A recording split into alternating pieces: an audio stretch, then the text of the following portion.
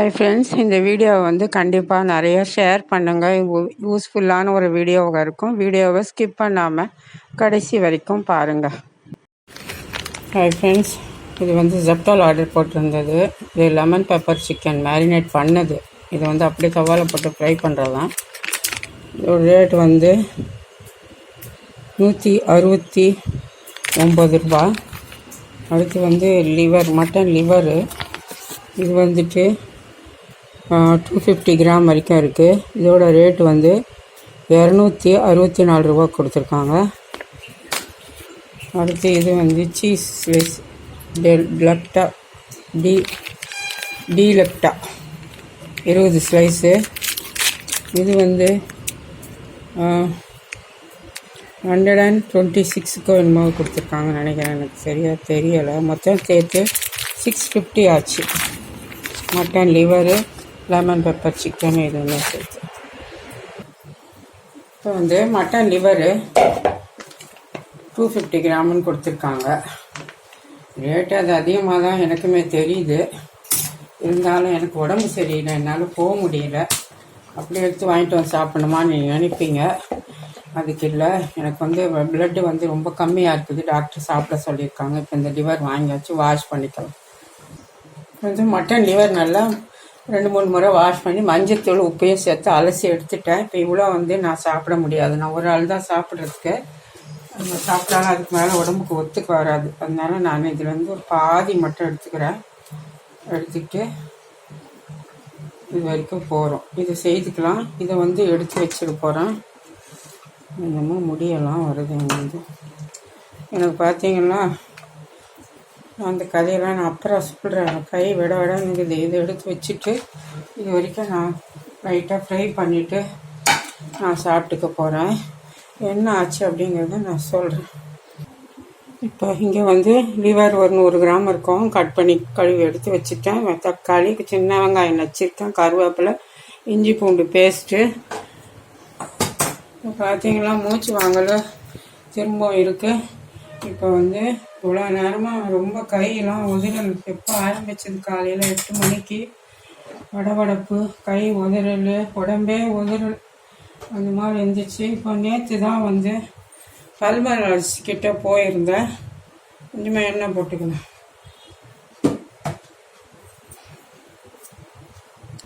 பட்டை சும்மா ஒரே ஒரு லவங்கம் போடுறேன். அது கொஞ்சம் தான் இருக்குது, அவ்வளோவே போகிறோம். மட்டன் மசாலா போடுறது நான் கொஞ்சமாக போட்டுக்கலான்னு இருக்கேன்.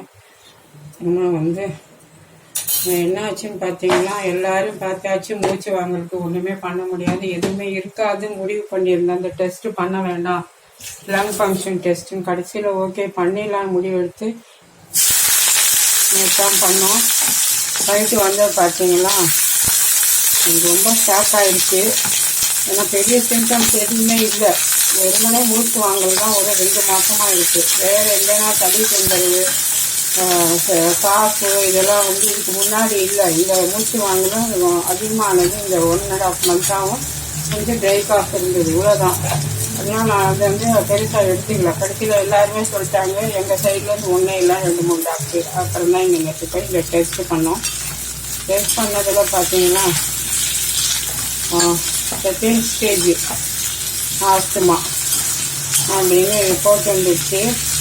அப்புறம் அதுக்கு நிறைய என்னென்னா ரெஸ்ட்ரிக்ட் பண்ணணும். இது எதனால் வருது அப்படிங்கிறது கேட்கும்போது சொன்னார், ஒன்று பரம்பரையிலேருந்து ஏதாவது ஜீனில் வரணும், அப்படி இல்லைன்னா டஸ்ட் அலர்ஜி, ஏதாவது அலர்ஜி இருந்துச்சுன்னா அவங்களுக்கு இது போல் வரும் அப்படின்னு சொல்லிட்டு இந்த லைஃப் லாங் ட்ரீட்மெண்ட் இது போயிட்டுருக்கோம்.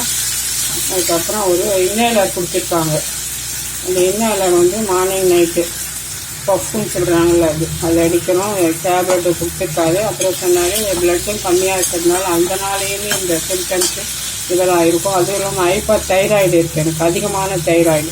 அந்த ரீசன் கூட இந்த மாதிரி வர்றதுக்கு வாய்ப்பு இருக்குது. உங்களுக்கு 2-3 விஷயம் இருக்குது உங்களுக்கு. ஆனால் இதில் கன்ஃபார்ம் பண்ணிட்டாங்க செகண்ட் ஸ்டேஜ் ஆஸ்துமான்னு சொல்லி. அதனால என்ன பண்ணிட்டாங்க, மெடிசன்லாம் கொடுத்துட்டாங்க. 2 வீக்ஸ் கழிச்சு வர சொல்லியிருக்காங்க. இதில் நேற்று நாங்கள் என்ன ஒரு தப்பு வேலை பண்ணிட்டோம் பார்த்தீங்கன்னா, ஃபஸ்ட்டு அந்த பப்பு அடிக்கும்போது எங்களுக்கு அந்த பப்பை நான் காட்டுறேன். அதை சொல்லி தான் கொடுத்து விட்டாங்க. அது வாய்க்குள்ளே போகிறது தெரியாத 2 டைம்ஸ் அடிச்சிட்டோம். அது ஒரு அளவு இருக்குது போல். அடித்த உடனே எனக்கு கையெல்லாம் உதறல், உடம்பு நடுக்கும். எக்ஸாம் 5 hours கிட்ட ஆச்சு எனக்கு சரியாகிறதுக்கு. உடம்புல ஸ்ட்ரென்த் இல்லாத மாதிரி அவ்வளோ வீக்னஸ் ஆகிடுச்சு. இப்போ அதனால நைட்டு எடுக்காம மட்டும் மார்னிங் எடுக்க சொன்னாங்க. மார்னிங் எடுக்கும்போது அதே தப்பையே திருப்பி ரிப்பீட் பண்ணிட்டேன். மருந்து உள்ளே போச்சா என்னன்னு தெரியல எனக்கு. அதனால 2 times அந்த ஸ்ப்ரேவை போட்டதுனால மார்னிங்கே அப்படி ஆயிடுச்சு எனக்கு. எம்டி ஸ்டமக்லேயே இவ்வளோ நேரம் படித்து என்ன பண்ணுறதுன்னு தெரியாத விஷயத்தில் இதில் ஜப்டால் ஆர்டர் போட்டு தான் நான் வந்து இதை வாங்கிட்டு வந்து சரி செய்தி இதையாக சாப்பிடுவோம். பிளட்டுக்கு வேறு டேப்லெட் கொடுத்துருக்காங்க, கூட சாப்பிட சொன்னார். அதுக்காக தான் இப்போ இவ்வளோ நேரம் என்னால் ஒன்றும் முடியாமல் தான் படுத்திருந்தேன். இப்படியே படுத்திருந்தா என்ன தான் ஆகுது அப்படின்னு எழுந்து கொஞ்சம் பரவாயில்லையாட்டம் வந்து எழுந்து வந்துருக்கேன். இதெல்லாம் வந்து நம்ம நினச்சி பார்க்காதது வாழ்க்கையில் நடக்கும்போது ரொம்ப வருத்தமாக இருக்குது. இந்த டிவர் எல்லாம் சேர்த்து விட்டுடலாம். ஏன்னா எங்கள் ஃபேமிலியில் யாருக்குமே கிடையாது அதெல்லாம். இது எதனால் அப்படி வந்ததுன்னா டாக்டர் கூட பொசிஷனு அது இதுன்னு சொல்கிறாங்க. நான் வந்து நினச்சி கூட பார்க்கல.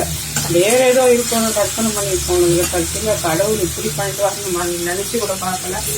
அது வரைக்கும் செகண்ட் ஸ்டேஜ்னு சொன்னாங்கன்னு ஒரு சந்தோஷப்பட்டுட்டு அது ஃபாலோ அப்லேயே இருக்கணும்னு சொல்லியிருக்காங்க. தொடர்ந்து மெடிசன் எடுக்கணும், இன்னேலர் அதை எடுக்கணும், பக்கம் எடுக்கணும்னு சொல்லிட்டாங்க. 2 weeks கழிச்சு போகணும். அதுக்குள்ளே நேற்று அப்படி ஆகிடுச்சு, இன்றைக்கி அப்படி ஆகிடுச்சு. மஞ்சளுக்கு கூட பார்த்தீங்கன்னா கை ஆடுனது உங்களுக்கு தெரியுதா பாருங்க, தெரியுதா? ஸ்பூனில் நான் டைட்டாக தான் பிடிச்சி நிற்பேன். காலையில் ரொம்ப மோசமாக இருந்தது. அப்போ நீங்கள் என்ன வேலை செய்வீங்க? எழுந்துக்க கூட முடியாத அளவுக்கு இருந்தால் என்ன பண்ண முடியும்? வந்து மிளகாத்தூள் வந்து ஒரு சின்ன ஸ்பூனில் போட்டுக்கலாம், மிளகு போட்டுக்கலாம். அதனால தான் என்னன்னு எனக்கு தெரியல. தனியா பவுடர் வந்து ஒரு 1/4 ஸ்பூன் போட்டுக்கலாம். இதெல்லாம் மிக்ஸ் பண்ணிவிட்டு ஒரு ஆளுக்கு இதே அதிகம். அதனால் ஒரு 250 கிராம் இருப்பாரு வாங்கிட்டு ஒரு பாதி உள்ளே வச்சுட்டேன் ஃப்ரீசரில். இன்னும் 2 நாள் கழிச்சு சாப்பிட்டுக்கலாம் அப்படின்னு கடைக்கு போக முடியலை. இது வந்து பிரியாணி மசாலா பவுடர் வந்து ஒரு 1/2 ஸ்பூன் போடணும், சின்ன ஸ்பூனில் தான். எல்லாத்தையும் மிக்ஸ் பண்ணிட்டு கொஞ்சம் தண்ணி போட்டு வேக வச்சுக்கலாம். பெப்பர் சால்ட்டுமே இருக்குது, நான் பெப்பர் போடலை இல்லையா. வந்து பெப்பரு சால்ட்டு எல்லாமே இதில் வச்சுருக்கேன். அதனால இதுக்குள்ள வந்து ஒரு கை ஒட்டிருந்து வீடியோ எடுக்கிறோமான்னு கூட நீங்கள் நினைக்கலாம். இதெல்லாம் ஒரு விழிப்புணர்வு வீடியோ தான், எந்த அனுதாபம் தேடுறதுக்கு இல்லை. இப்போ இந்த மாதிரி கேர்லெஸ்ஸாக நானுமே விட்டு தான் இப்படி ஆகிருக்கு. இதில் வந்து ஒரு 1/2 ஸ்பூன் மிளகு பொடி, காரமும் நான் கம்மியாக தான் போட்டுக்கேன். உங்களுக்கு வேணும்னா நீங்கள் இன்னும் கூட சேர்த்துக்கலாம். இதே இதுக்கு போதும். கொத்தமல்லி இருந்தால் சேர்த்துக்கோங்க, எங்கிட்ட இல்லை. அதனால நல்லா கொஞ்சம் தண்ணியை விட்டு இதை வந்து நல்லா வேக வச்சு எடுத்துக்கலாம். ஏன்னா பல்லு வேற கொஞ்சம் நல்லா மசிய எனக்கு. அதில் கொஞ்சம் நல்லா குக் பண்ணிங்க. வேணால் குக்கரில் கூட வைக்கலாம், தப்பு இல்லை. இதிலே கொஞ்சம் நேரம் நல்லா ஒரு 10லேருந்து ஒரு 15 நிமிஷம் வேக வச்சுட்டோங்க. இல்லை நல்லா பூ மாதிரி வெந்துடும். தேவையான அளவு உப்பு மட்டும் கொஞ்சம் மிளகுத்தூள்லேயே உப்பு இருக்கிறதுனால நான் வந்து இந்த அளவுக்கு கொஞ்சமாக உப்பு சேர்க்குறேன், ரொம்ப இல்லை. வேணும்னா அப்புறம் பார்த்து போட்டுக்கலாம்.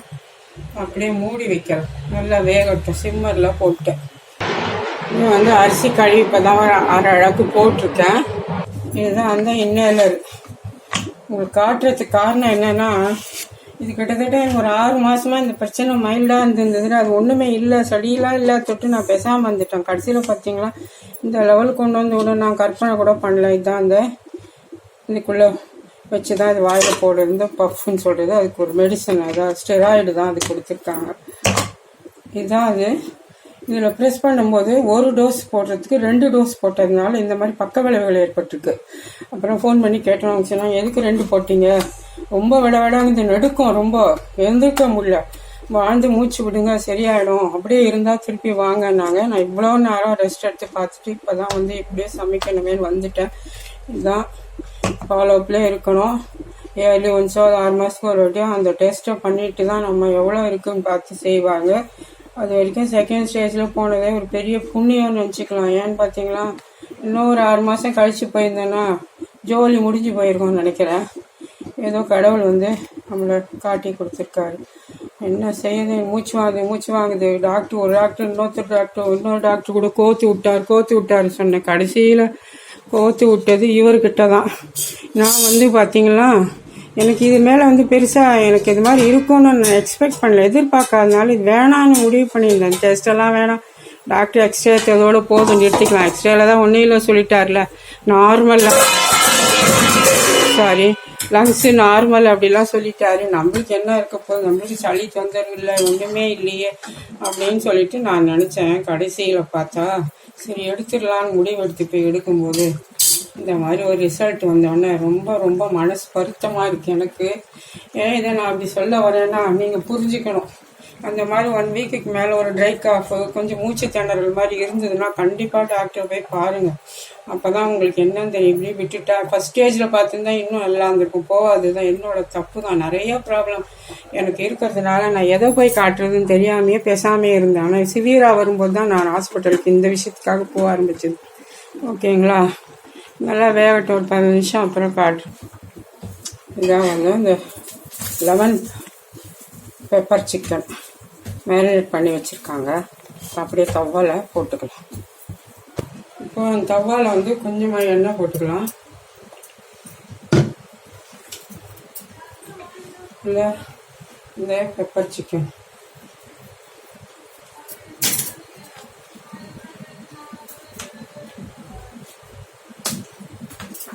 இது வந்து இது அப்படியே இதை தவால சேர்த்துக்கலாம்.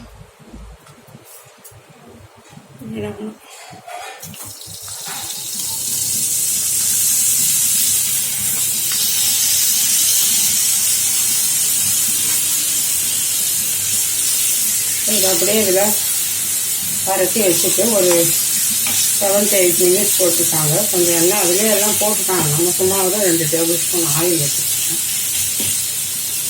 அப்படியே வேகட்டும். மேலே வந்துட்டு மூடி வைக்கணும். ஏன்னா ஓப்பனாக வச்சா அது குக் ஆகாது.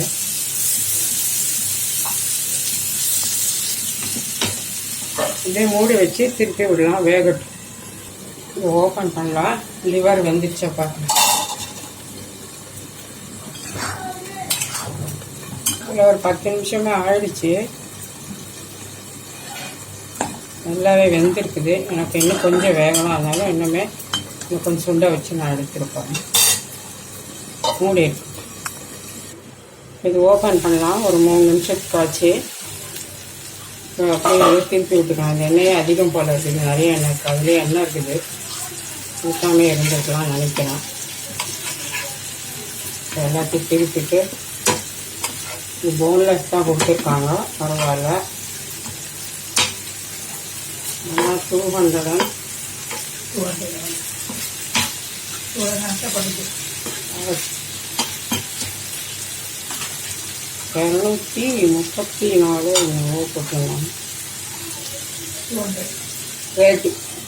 நெட்டு வைத்திங்கப்பா.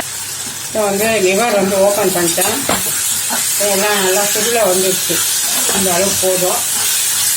இன்னும் வேணாலும் நம்ம இது பண்ணிட்டு எடுத்துக்கலாம். எனக்கு இதே போதும். நான் கொஞ்சம் காரெல்லாம் கம்மியாக போட்டுருக்கேன். வயிறு தெரியும்போது இந்த அளவுக்கு போதும். அப்படியே ஆஃப் பண்ணிக்கலாம். நம்மளோட ஈரல் ஃப்ரை, லிவர் ஃப்ரை ரெடி ஆகிடுச்சு.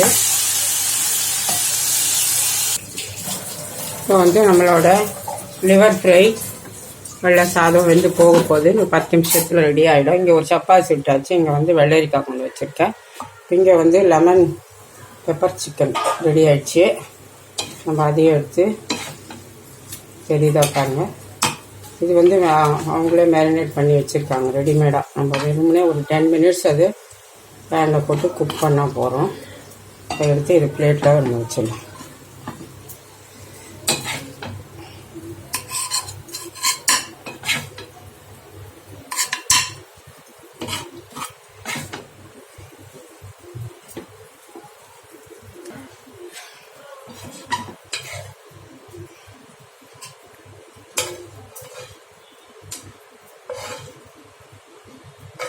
பார்த்தீங்களா, 169 ருபீஸ். இது வந்து எல்லாம் போட்டு மசாலா வச்சுருக்கனால அவ்வளோ ரேட்டு.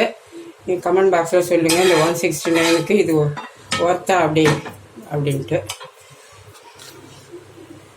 இதுதான் இன்றைக்கி லஞ்சு. இப்போ வந்து மணி 2 ஆயிடுச்சு. இப்போ வந்து நான் சாப்பாடு எடுத்து வச்சுக்கலாம். என்ன லேட்டாக தான் சாப்பிட்றேன். நேற்று தான் அப்படி ஆயிடுச்சு. ஒன்றும் பண்ண முடியாத நிலைமை, சுச்சுவேஷனு. அது லோ சுகரு அப்படின்னு நினச்சிட்டு தான் நேற்று பார்த்தேன். கடைசியில் பார்த்தீங்கன்னா லோ சுகர் ஒரு பக்கம் லேசாக இருந்தாலும் இந்த இன்ஹேலர் எடுத்ததில் அப்படி ஆயிடுச்சு. இது என்ன வரவே மாட்டேங்குது. போதும். இப்போ வந்துட்டு இங்கே ஒரு பவுல் சாதம் வச்சுக்கலாம், சுடுது. இப்போ வந்து ஆட்டு லிவர்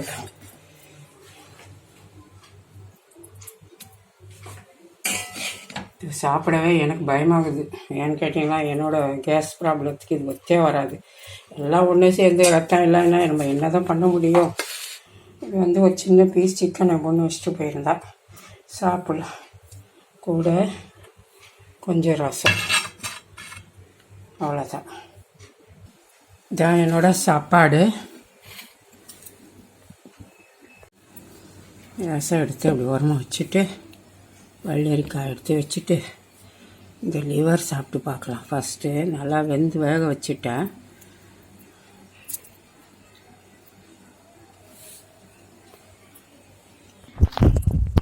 வந்து தொக்கு போட்டு பிசைஞ்சிருக்கேன்.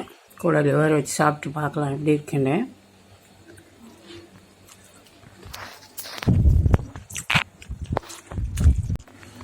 நல்லா தான் இருக்குது, பட் எனக்கு தான் பிடிக்கலை. இது வந்து சிக்கன் வாங்கணும்ல, லெமன் பெப்பர் சிக்கன் சொல்லிட்டு ரெடிமேடாக வாங்கி அதை நம்ம ஃப்ரை பண்ணோம் இல்லைங்களா. ஒரு பீஸ் வச்சுட்டு போயிருக்காப்புல. வேணாம் நம்ம சாப்பிட்டு பார்க்கலாம். பார்த்தீங்களா, அதுவும் எனக்கு பிடிக்கலை. இது வேறு வழி இல்லை, பிடிச்சாலும் பிடிக்கலனாலும் சாப்பிட்டாகணும். கட்டாயத்துக்காக பிசைஞ்சிட்டு மீதி சாதத்துக்கு ரசத்தை ஊற்றி முடிச்சிட போகிறேன்.